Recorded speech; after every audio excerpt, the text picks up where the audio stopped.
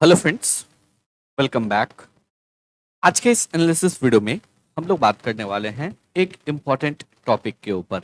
Important topic क्या है? काफ़ी सारा क्वेरीज मिलता रहता है। स्टॉक को कैसे फाइंड करें, हाउ टू सेलेक्ट स्टॉक। सबसे बड़ा यही क्वेश्चन है, जो स्टॉक में मोमेंटम होगा या नहीं होगा, कौन से स्टॉक को ट्रेड करना है, कौन से स्टॉक को नहीं करना है, हम लोग कैसे फाइंड करेंगे। इस पर्टिकुलर टॉपिक के लिए काफ़ी ज़्यादा रिक्वेस्ट आया है, तो इसलिए हम लोग यहाँ पे डिटेल में बात करेंगे। यहाँ पे हम लोग कोई भी इंडिकेटर यूज नहीं करने वाले हैं, इस चीज़ को आप ध्यान रखिएगा। विदाउट एनी इंडिकेटर जो है हम लोग यहाँ पे यूज करेंगे और ओनली प्राइस एक्शन को यूज करेंगे। बहुत इजी टेक्निक है, इससे पहले भी ऑलरेडी हम लोग यहाँ पे डिस्कशन कर चुके हैं। इस वीडियो में आप जाके देख सकते हैं। इन केस नहीं देखे हैं तो वापस से हम लोग यहाँ पे डिस्कशन करेंगे और जो बात हम लोग लास्ट वीडियो में किए थे उसी को और ज्यादा कंटिन्यू करेंगे। तो चलिए वीडियो को आराम से लास्ट तक देखिएगा। इन केस अगर आप लोगों का कोई भी क्वेरी हो, किसी स्टॉक से रिलेटेड, इंडेक्स से रिलेटेड, स्टॉक मार्केट से रिलेटेड कोई भी क्वेरी हो, आप लोग कमेंट सेक्शन में पोस्ट कर सकते हैं। इन केस अगर अभी तक आप लोगों ने टेलीग्राम ग्रुप को ज्वाइन नहीं किया है तो टेलीग्राम ग्रुप को ज्वाइन कर सकते हैं। यहाँ पे हम लोग लगातार इंपॉर्टेंट अपडेट्स को पोस्ट करते रहते हैं। साथ ही साथ जो है, आप अगर ट्विटर पे अवेलेबल है तो आप ट्विटर हैंडल को भी ज्वाइन कर सकते हैं। सारा डिटेल जो है आपको डिस्क्रिप्शन बॉक्स में मिल जाएगा। तो चलिए अब हम लोग सीधा चलते हैं, डिस्कशन को स्टार्ट करते हैं। फ्रॉम बेसिक बताऊंगा स्टेप बाय स्टेप। आप चाहे तो धीरे धीरे पॉज करके वीडियो को आराम से देखिएगा और साथ ही साथ जो है आप स्टेप्स को नोट डाउन भी कर सकते हैं। बहुत ही इजी टेक्निक है और बहुत ही अच्छा काम करता है। चलिए बात करते हैं। सबसे पहले आपको गूगल पे आना है और यहाँ पे आपको टाइप करना है वॉल्यूम सॉकर्स।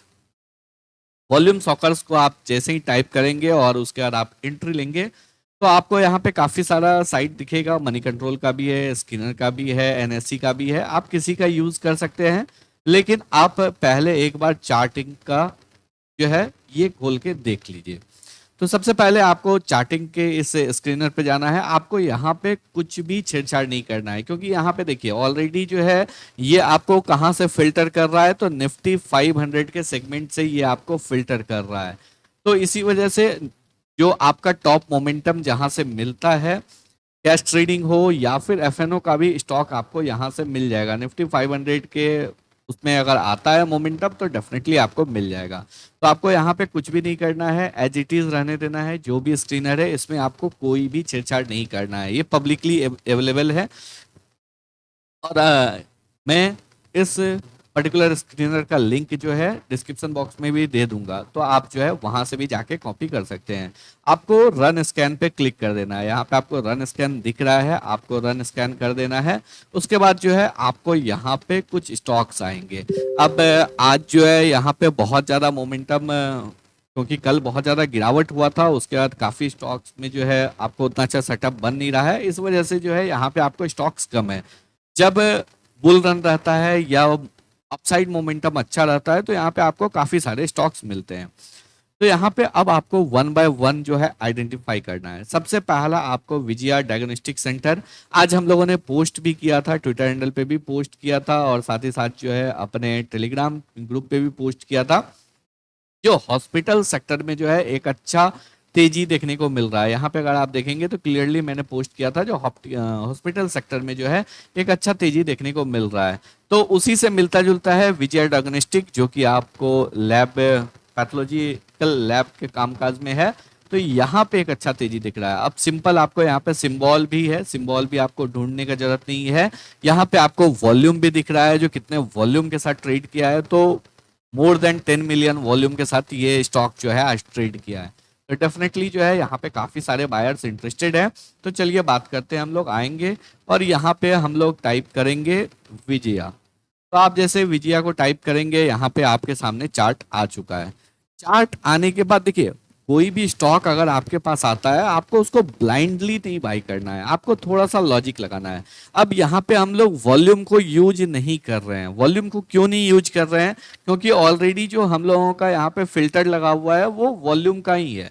तो इसका मतलब ऑटोमेटिक है, जो इस स्टॉक में तो वॉल्यूम आया है तभी ये हम लोगों के रडार पे आया है, हम लोगों के स्क्रीनर पे आया है। अब क्या इस स्टॉक में आपको इमीडिएट बाइंग करना चाहिए, तो चलिए उसके ऊपर हम लोग डिटेल में बात करते हैं। सबसे पहले इसके सपोर्ट और रेसिस्टेंस को ड्रॉ करने की कोशिश कीजिए। अगर आप यहाँ पे देखेंगे तो आपको क्या दिख रहा है, आगे बढ़ने से पहले अगर आप देखेंगे तो आपको यहाँ पे दिखा एक सेलिंग प्रेशर, वापस से यहाँ पे एक सेलिंग प्रेशर, अगेन अगर देखेंगे इस पॉइंट से एक सेलिंग प्रेशर है। तो कोशिश कीजिए जो यहाँ पे इस तीनों पॉइंट को मिला के हम लोगों को कोई ट्रेंड लाइन डेवलप हो रहा है क्या। यहाँ पे अगर आप देखेंगे तो एक ट्रेंड लाइन, अगर फर्स्ट 2 पॉइंट को हम लोग ज्वाइन करते हैं तो यहाँ पे देखिए ट्रेंड लाइन डेवलप हुआ था, यहाँ भी रेसिस्टेंस लिया, उसके बाद ब्रेकआउट दिया, बट ये स्टॉक जो है यहाँ पे वापस से नीचे गिर गया, यानी कि ये ट्रेंड लाइन तो अभी ऑलमोस्ट इनवैलिडेट हो चुका है। चलिए अब नेक्स्ट के ऊपर हम लोग मूव करते हैं। इस दो ट्रेंड लाइन को, इस 2 पॉइंट को मूव करने, ज्वाइन करने से क्या हम लोगों को ट्रेंड लाइन मिल रहा है? हाँ, एक ट्रेंड लाइन मिल रहा है जो कि अभी आपको वैलिड है। यहाँ पे इस वजह से इनवैलिड कर रहे हैं क्योंकि ब्रेकआउट दिया, ब्रेकआउट के बाद इमीडिएट जो है वापस से नीचे आ गया, तो मतलब कि इस लेवल को उतना ज्यादा रिस्पेक्ट नहीं कर रहा है। अब अगर आप यहाँ पे देखेंगे करंट मार्केट प्राइस है 1012 का है, ऊपर की साइड में रेसिस्टेंस कितना दूर है आप पहले इस पॉइंट को देखिए। रेसिस्टेंस समवेयर अराउंड आपको 10% के आसपास दूर है, 1100 के लेवल पे रेसिस्टेंस है, यानी कि अगर आप पर्टिकुलर लेवल पे एंट्री लेते हैं तो फिर आपका जो है यहाँ पे टारगेट आपको कितना मिल रहा है, 10% का टारगेट मिल सकता है। तो टारगेट तो यहाँ पे आपको ऐसा है जो रेसिस्टेंस 10% ऊपर है, तो यानी कि 10% का टारगेट मिल सकता है।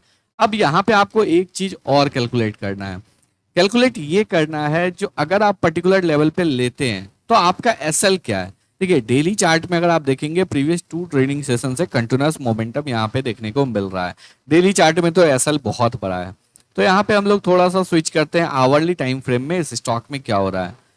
तो चलिए आवरली टाइम फ्रेम में अगर हम लोग देखते हैं तो यहाँ पे आपको क्या दिख रहा है, यहाँ पे एक फॉल हुआ, ये पूरा एक फॉल हुआ और उसके बाद यहाँ पे आपको बाइंग आया है। लास्ट आवर के कैंडल में जो है, यानी कि लास्ट तो 15 मिनट का कैंडल है, 315 टू 330 का ये कैंडल है, ऊपर के लेवल से एक सेलिंग प्रेशर दिख रहा है।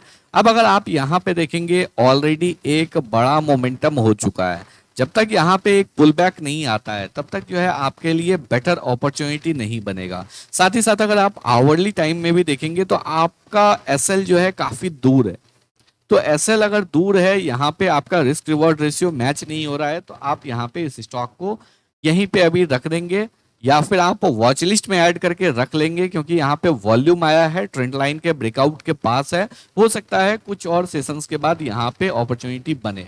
अब आपको मूव कर जाना है नेक्स्ट स्टॉक के ऊपर। नेक्स्ट स्टॉक क्या है? नेक्स्ट स्टॉक है चोला फाइनेंस, चोला होल्डिंग, चोला फाइनेंशियल होल्डिंग। तो चलिए वापस से हम लोग यहाँ पे चलेंगे और चोला होल्डिंग के ऊपर बात करते हैं। अब चोला होल्डिंग के शेयर में इससे पहले हम लोगों ने पोस्ट किया था इस स्टॉक के ऊपर, यहाँ पे याद होगा ट्विटर और टेलीग्राम दोनों जगह हम लोगों ने पोस्ट किया था। स्टॉक ने एक अच्छा ब्रेकआउट दिया था, इस लेवल पे इस स्टॉक में एक अच्छा ब्रेकआउट आया था। ब्रेकआउट के बाद स्टॉक मूव भी किया, बट प्रीवियस सेशन के फॉल में ये स्टॉक भी नीचे के लेवल तक गया, वापस से आपको सेम सपोर्ट जोन से बाउंस किया है। क्या इस स्टॉक में हम लोगों को कोई यहाँ पे रेसिस्टेंस देखने को मिल रहा है? तो यहाँ पे अगर आप देखेंगे, देखिए जब आप चार्ट को विजुअलाइज करेंगे तो नेकेड आई से भी आपको विजिबल होने लगेगा। यहाँ पे आप देखिए, यहाँ पे हम लोगों को एक ट्रेंड लाइन का रेसिस्टेंस दिख रहा है। अब ऑलरेडी अगर आप देखेंगे प्रीवियस 2 ट्रेडिंग सेशन में स्टॉक जो है तकरीबन 300 पॉइंट यानी कि 20% स्टॉक मूव कर चुका है। अब 20% मूव होने के बाद अगर आपको स्टॉक में एंट्री मिलता है तो वहां पे बेटर है थोड़ा सा वेट करेंगे, यहाँ पे स्टॉक रिट्रेसमेंट ले सकता है, थोड़ा कंसोलिडेट कर सकता है, उसके बाद अगर यहाँ पे ब्रेकआउट आएगा तो अपॉर्चुनिटी बनेगा। इस चीज को हमेशा ध्यान रखिए, जरूरी नहीं है जो आपके स्क्रीनर में अगर कोई स्टॉक आया है तो आपको इमीडिएट एंट्री दे देगा, हो सकता है आपको एंट्री नेक्स्ट 3-4 दिन ना मिले, उसके बाद मिले। क्योंकि अगर आप यहाँ पे देखिए, यहाँ पे एक मोमेंटम हुआ, 3 ट्रेडिंग सेशन मोमेंटम हुआ, उसके बाद कितना टाइम ये स्टॉक कंसोलिडेट किया।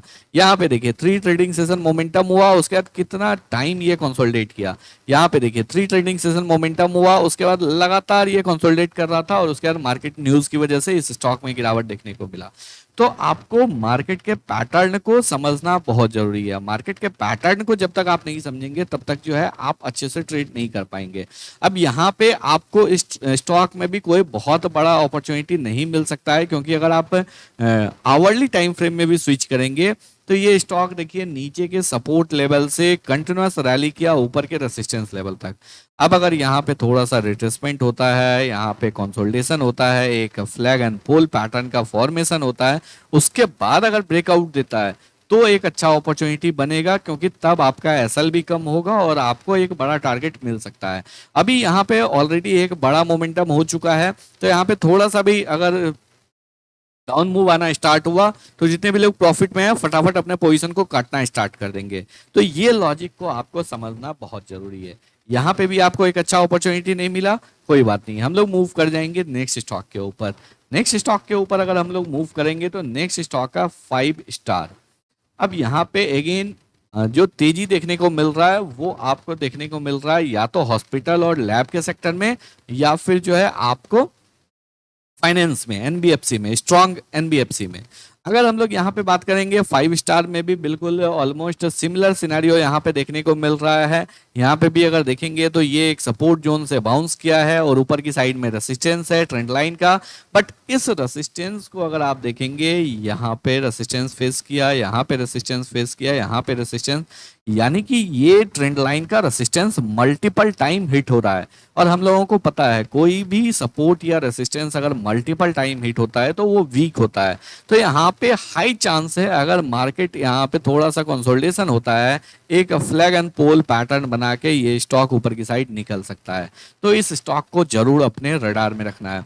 तो एक चीज आपको ध्यान रखना है स्विंग ट्रेडिंग के लिए, जब भी आप स्टॉक को फाइंड करते हैं, स्पेशली ऐसे वॉलेटाइल मार्केट में आपका पेशेंस टेस्ट होता है, आपको इमीडिएट एंट्री नहीं मिलता है।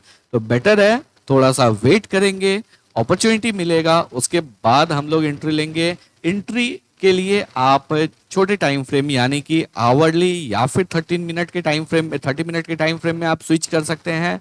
फाइंड आउट करने के लिए आप वन डे का चार्ट यूज कर सकते हैं। इन केस अगर आपका कोई फर्दर क्वेरी हो तो आप कमेंट सेक्शन में पोस्ट कीजिए, आप व्हाट्सएप पे कांटेक्ट कीजिए, ट्विटर हैंडल पे पोस्ट कीजिए, हम लोग आपके सभी क्वेरीज को रिजॉल्व करने की कोशिश करेंगे। तो आई होप आप लोगों को सभी पॉइंट जो है बिल्कुल अच्छे से क्लियर हुए होंगे।